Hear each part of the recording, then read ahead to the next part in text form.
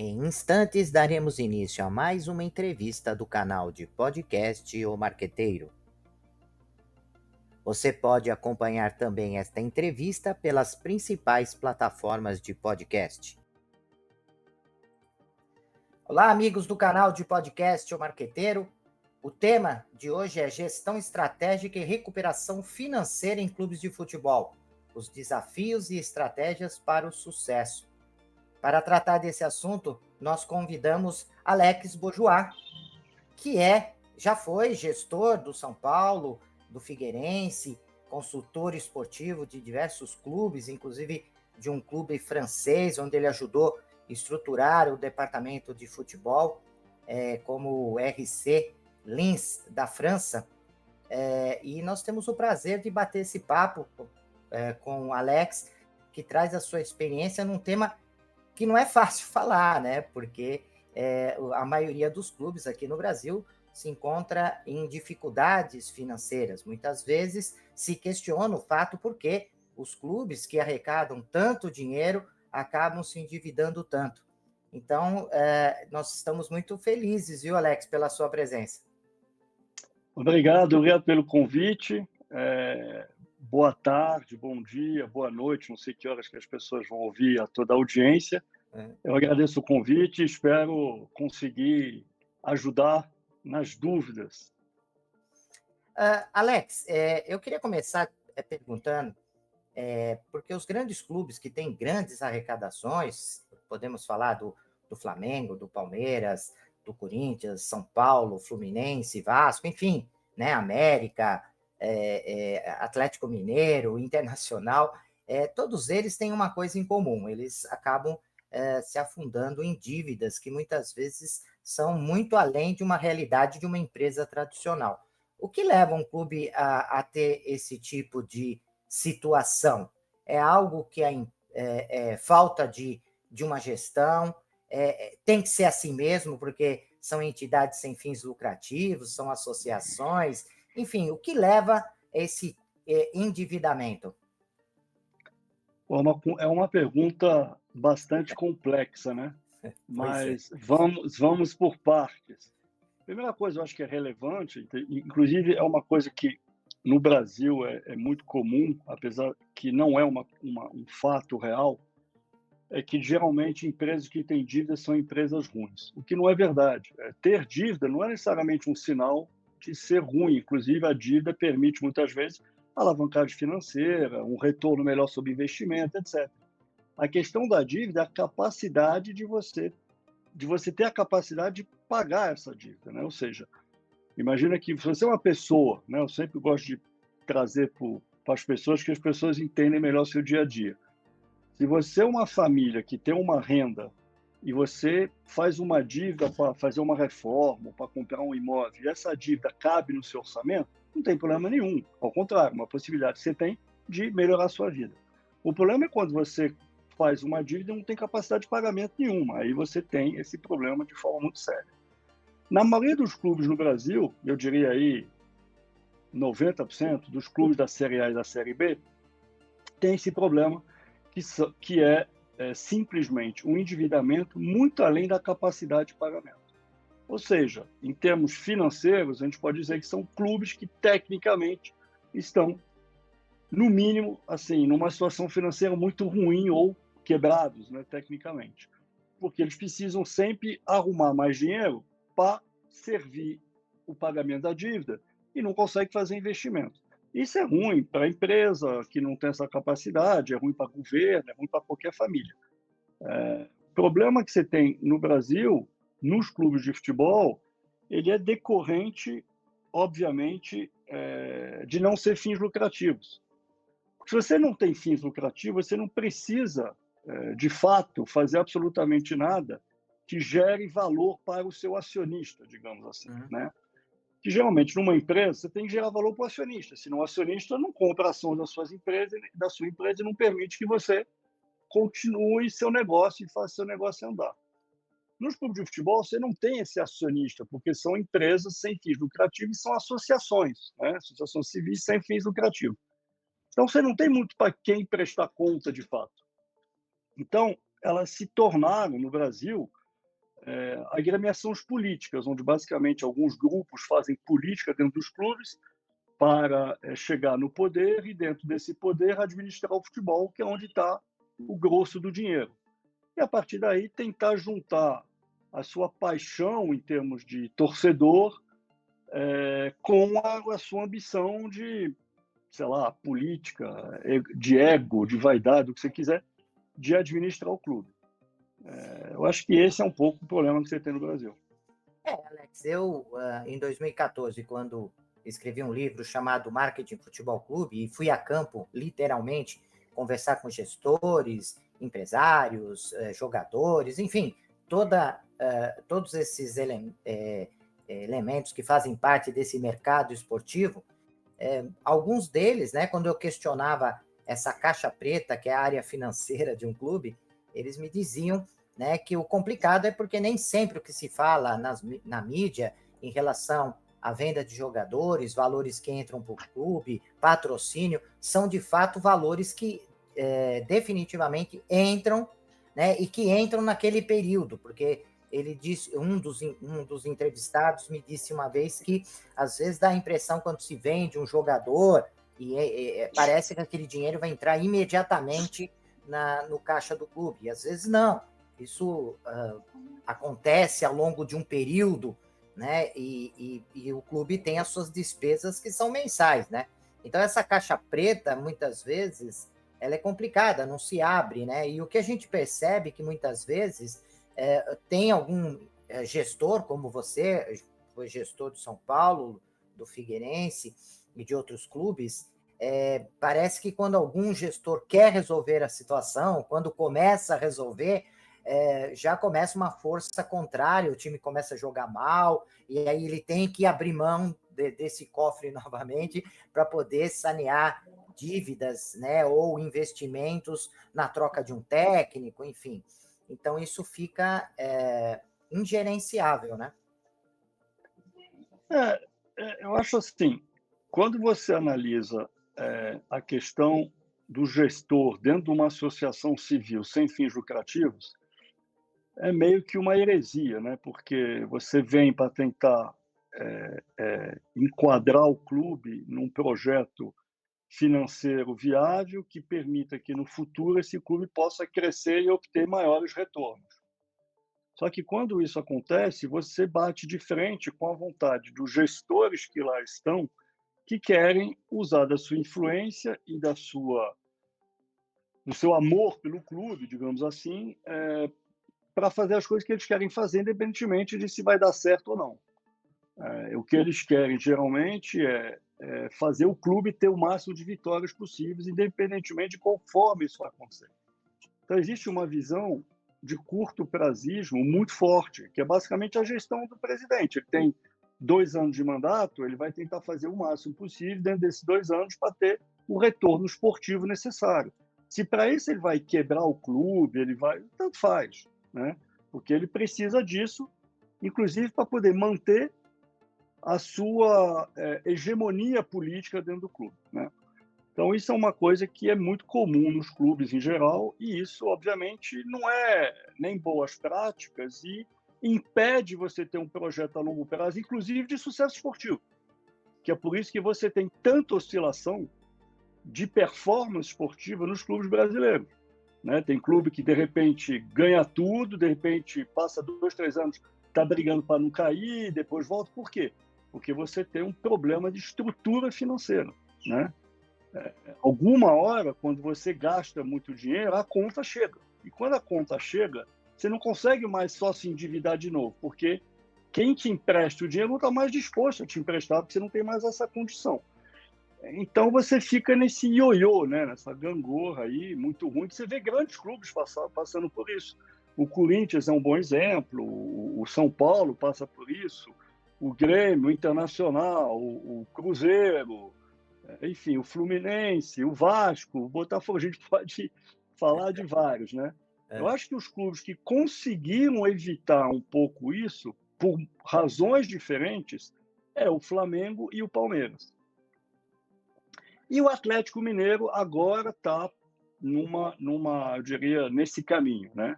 Mas são 3 modelos totalmente diferentes de negócio que fazem que eles hoje são mais competitivos esportivamente, mesmo se você vai ver que no ano a ano o Atlético Mineiro pode ter um problema hoje, outro amanhã, mas enfim, da forma que as coisas foram feitas, parece que eles vão sair dessa gangorra.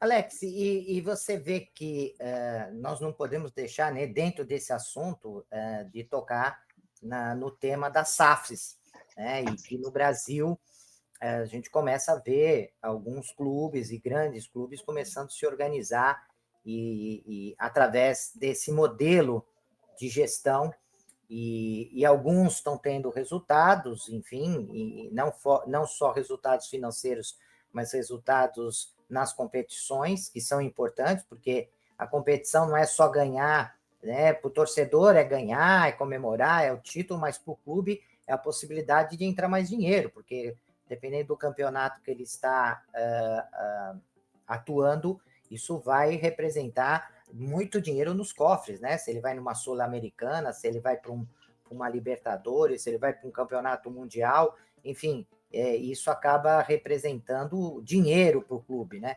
Você vê que as SAFs realmente é uma saída, pode resolver e dar esse equilíbrio do ponto de vista de competição e do ponto de vista de gestão do negócio? Eu acho que tem 2 pontos aí no que você acabou de colocar.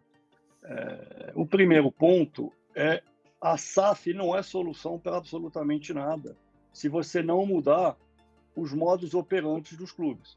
Ou seja, se você cria uma SAF para simplesmente botar gente ruim ou gente que não tem capacidade de administrar, não vai resolver absolutamente nada. No fundo, futebol, como qualquer outro negócio, é um negócio de gente, né? Então você precisa de gente boa nos lugares certos para fazer esse negócio ir para frente. Do ponto de vista de resultado esportivo, para o torcedor, o mais importante é que o clube possa, ano após ano, estar disputando os melhores campeonatos nas melhores condições. Que seja ele o Campeonato Brasileiro, ou os campeonatos, a Copa do Brasil, ou os campeonatos internacionais, Libertadores, né, ou Copa Sul-Americana. O dinheiro, ele é só um meio para chegar nisso. É óbvio que os torcedores não vivem de dividendos nem de dinheiro, eles vivem de resultado de seus times. Só que para você conseguir criar esse círculo virtuoso, dinheiro é fundamental. Se você não tiver o dinheiro, você não vai criar esse círculo virtuoso. Então você precisa de dinheiro para poder criar esse círculo virtuoso de disputa anual dos melhores campeonatos, que é o que o Flamengo, de alguma forma, vem fazendo, e o Palmeiras também. Esse me parece ser um caminho. A SAF ela ajuda quando você está disposto a falar: olha, a minha estratégia é entregar esse clube para uma condição estratégica onde ele vai todo ano disputar as melhores posições nos melhores campeonatos.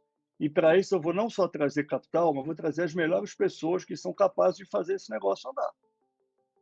Eu não sei se isso é verdade nas SAFs até hoje. Faz muito pouco tempo para a gente julgar, né? Se você parar para perceber, o Vasco entrou numa SAF e está lutando para não cair para a Série B. O Curitiba entrou numa SAF, está praticamente condenado a cair para a Série B. O Cruzeiro entrou numa SAF, está com dificuldade imensa no campeonato. O Botafogo entrou numa SAF, está liderando o campeonato. Aí eu te pergunto, quanto disso é o acaso e quanto disso é o fato do gestor ter acertado ou errado? Eu acho que 1 ano é muito pouco tempo para você falar que o Botafogo deu certo, né? Acho que você precisa ver isso ao longo de 3 a 5 anos. Vamos ver a situação financeira do Botafogo ano que vem e vamos ver se eles conseguem repetir o que eles fizeram esse ano. Se eles conseguirem, aí eu vou falar, olha, realmente estão com um modelo de sucesso. Mas precisa ver, não é tão simples e tão óbvio, né? Antes de realizar essa entrevista contigo, eu conversei com alguns alunos meus, né, para que eles pudessem fazer alguns questionamentos para que eu, ao longo da nossa entrevista, eu pudesse saber a sua opinião. Eles colocam algumas coisas do tipo: Por que que o clube vende as suas joias raras, né?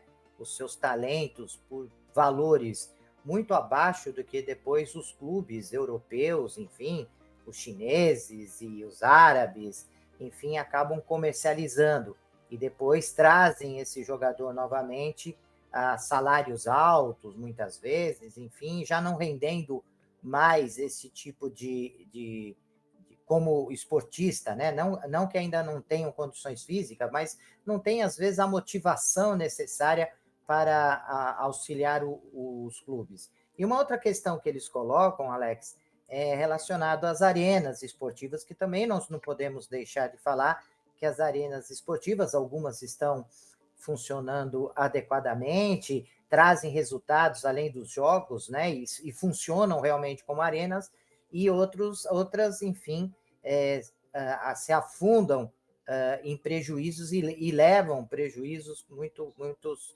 para os investidores, né?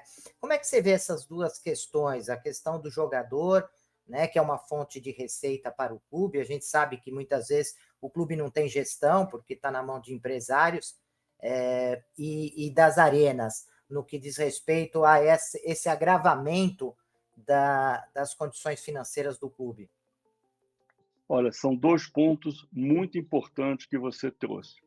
Primeiro ponto, em relação à venda de jogadores, etc., ela é decorrente de eu diria assim, de um problema estratégico máximo do futebol brasileiro. Você sabe que a gente trabalha muito com o clube europeu. Eu fiz um trabalho longo aí de 3 anos junto ao RC Lens, que é um time que a gente pegou na Série B do Campeonato Francês. É um time pequeno e que ano passado terminou vice-campeão do Campeonato Francês, o que é uma coisa incrível. Em 3 anos fizemos um baita trabalho, é um case de sucesso incrível. Está disputando a Champions League, hoje inclusive tem jogo, ganhou o primeiro jogo, empatou o segundo, está liderando o seu grupo da Champions. O que acontece na Europa, que você fez de forma muito clara e que no Brasil não tem? O clube ele tem uma função e ele tem uma concepção estratégica de quem ele é muito clara. Aqui no Brasil ninguém sabe quem ele é. Todo mundo quer ser campeão. Esse é o que ele é. Só que ninguém, é impossível todo mundo ser campeão. Só um vai ser campeão todo ano. Então, concorda? Sim. Essa é a primeira coisa. A segunda coisa é que clubes que têm faturamento muito menores, né, é muito difícil ser campeão. Porque futebol é dinheiro, não adianta. Não adianta você ter um clube que fatura 50 milhões de reais e achar que você vai competir de igual com o Palmeiras ou com o Flamengo ao longo de um campeonato de 38 rodadas. Isso não vai acontecer. Não tem como.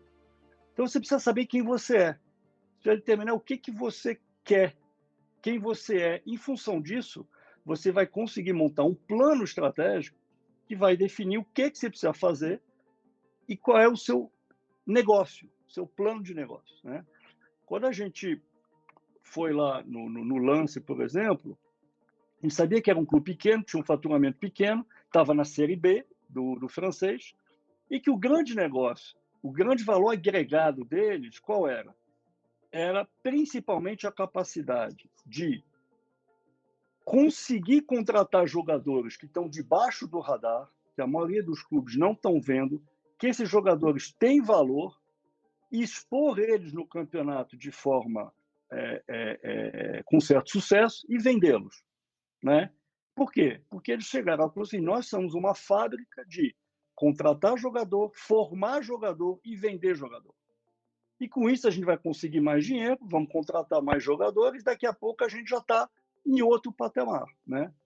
Inclusive, um dos grandes negócios que a gente fez foi descobrir um jogador francês que estava na 3ª divisão alemã, que foi comprado por um valor irrisório, muito baixo, e que em um ano terminou indo para a seleção da França e disputou a Copa do Mundo. Então, até lá, você tem esse tipo de possibilidade. Então, você precisa saber quem você é.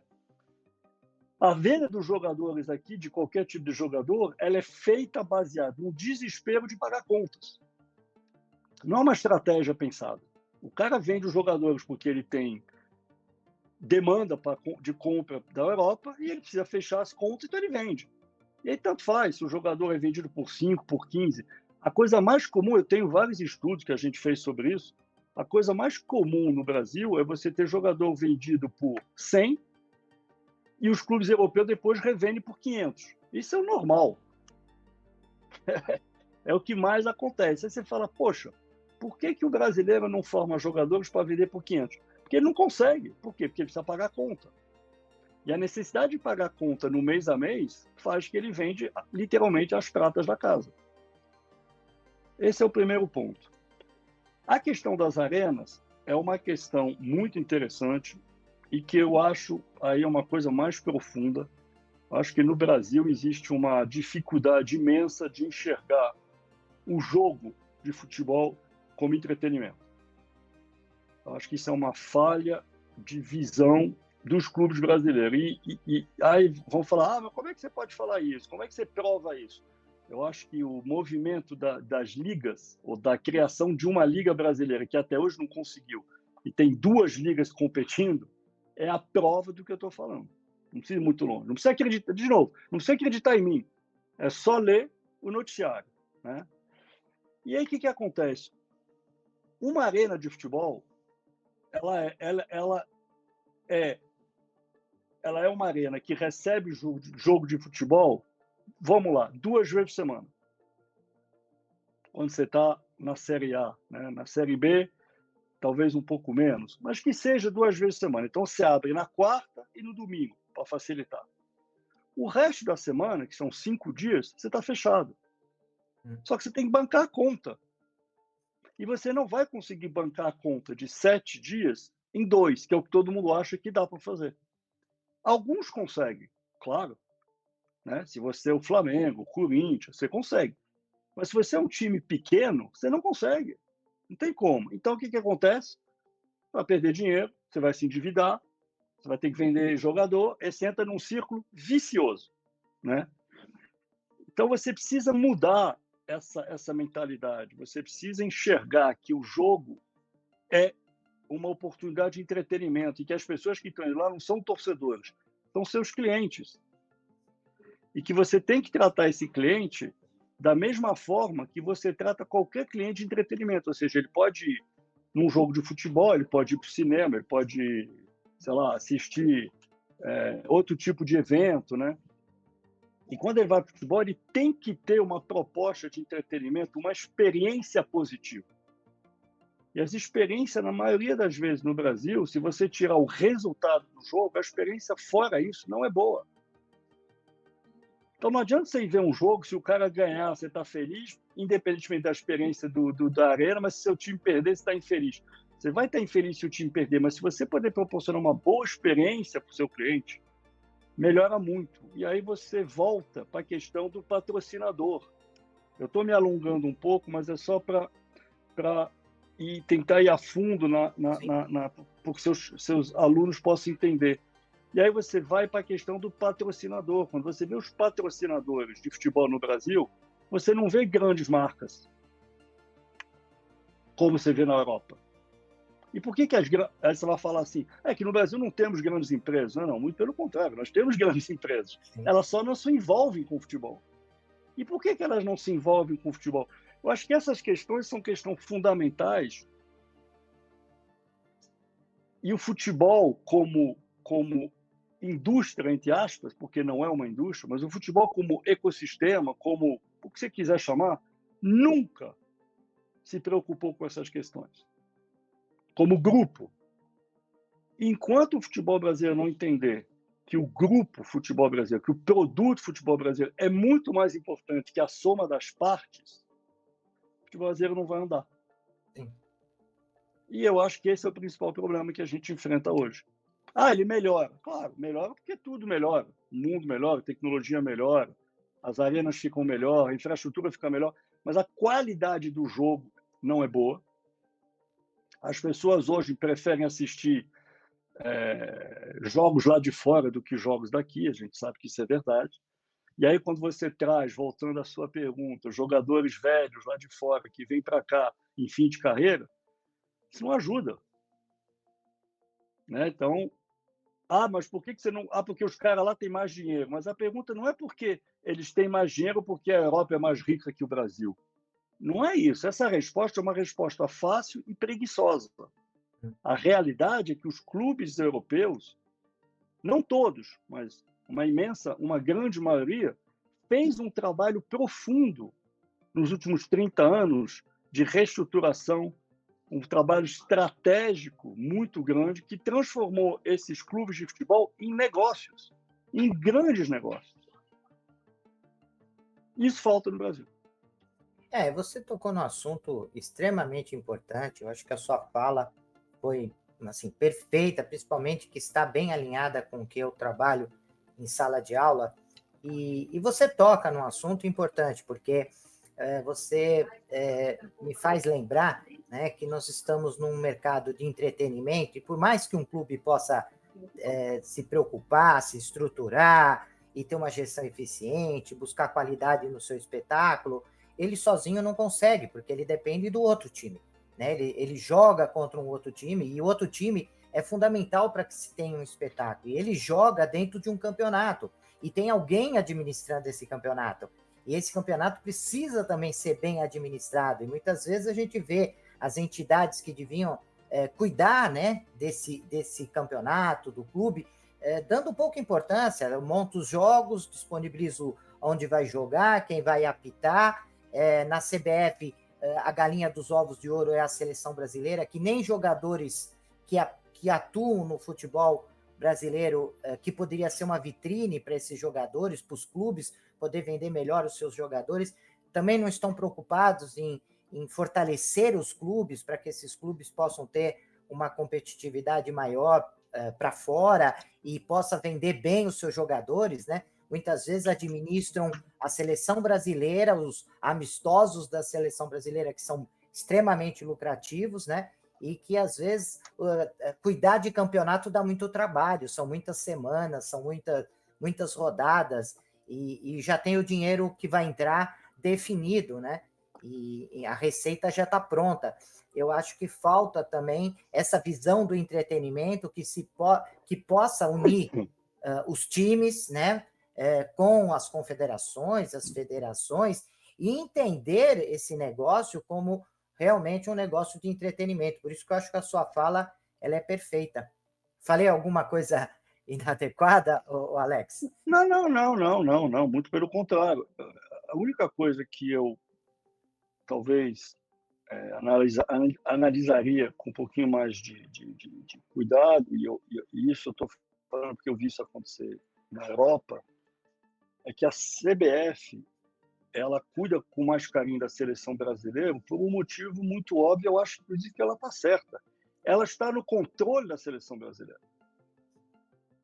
Né? Ela está no controle das receitas comerciais, ela está no controle das receitas de patrocínio, etc. Ela está no controle técnico, ela que escolhe o técnico, ela que escolhe a comissão técnica. Ou seja, a CBF é o clube da seleção brasileira. Então está certo ela cuidar disso. Ela não, quem tem que cuidar dos clubes são os donos dos clubes, né?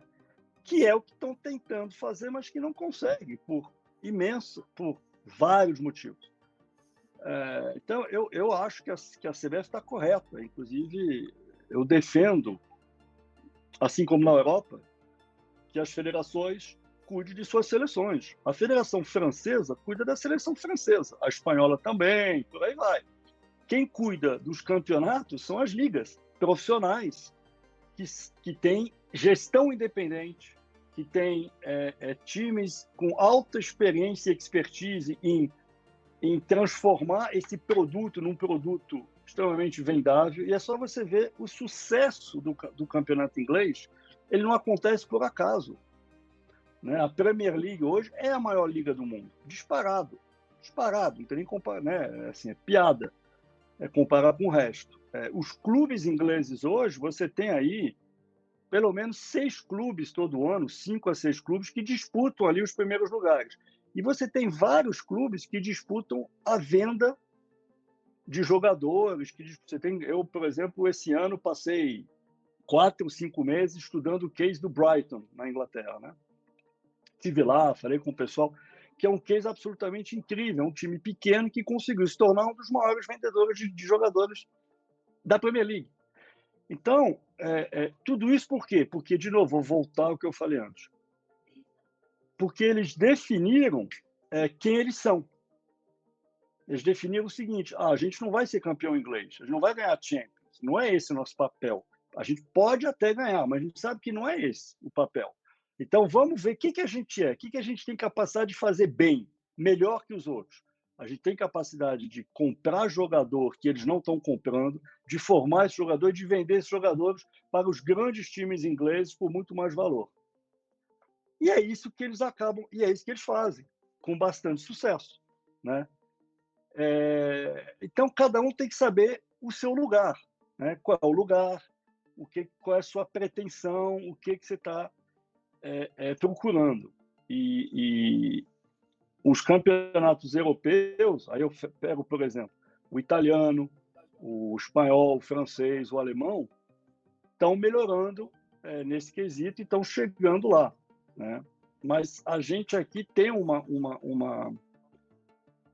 dificuldade imensa de se juntar e de entender que o todo que é maior que a soma das partes, infelizmente. Sem dúvida alguma. Alex, nós estamos chegando no final da nossa entrevista. É um papo muito gostoso, né? Dá para perceber o quanto você conhece, o quanto você tem de informação relacionado à gestão esportiva. E eu gostaria até de deixar um convite para que mais à frente possamos tratar novamente de alguns assuntos que foram tratados aqui de uma forma, às vezes, um pouco mais superficial, que foi um bate-papo mais aberto, mas que a gente pudesse tratar alguns aspectos relacionados à arena, especificamente. Eu acho que são temas interessantes para falar. Eu queria, nesse finalzinho, que você deixasse aí uma mensagem para os nossos ouvintes, também deixasse contato, caso você tenha algum site, enfim, alguma forma, uma rede social, alguma forma dos alunos, de repente, que eu tenho vários alunos que estão fazendo trabalhos de monografia, TCC, dissertações, e eles ficam fascinados quando encontra um profissional que possa abastecê-los de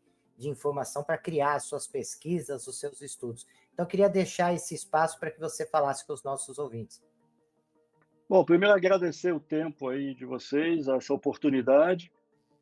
Estou, de novo, à disposição para voltar quando vocês precisarem para falar de qualquer outro assunto relacionado a futebol, de forma talvez mais aprofundada em alguns temas específicos. Eu geralmente uso meu LinkedIn. Meu LinkedIn é realmente um instrumento onde eu uso para escrever alguns artigos, falar um pouco do futebol em geral. Então, qualquer contato por lá será bem-vindo. É meu nome mesmo, Alex Bourgeois, está lá no meu LinkedIn e ali eu converso com o pessoal. Ok, mais uma vez, obrigado por você disponibilizar esse tempo conosco e, prezados ouvintes, até o nosso próximo podcast. Até lá. Deixe seus comentários, sugestões e opiniões. E aproveite e se inscreva no canal.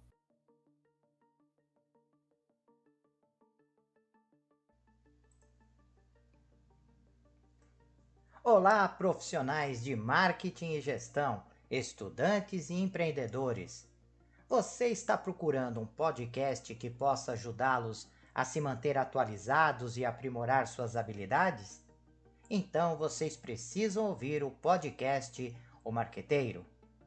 Nós somos um podcast que fornece insights e análises de especialistas em marketing, gestão e negócios, tudo com o objetivo de ajudá-los a crescer e alcançar o sucesso. Cada episódio é repleto de dicas e estratégias práticas que você pode aplicar imediatamente em sua carreira ou empreendimento.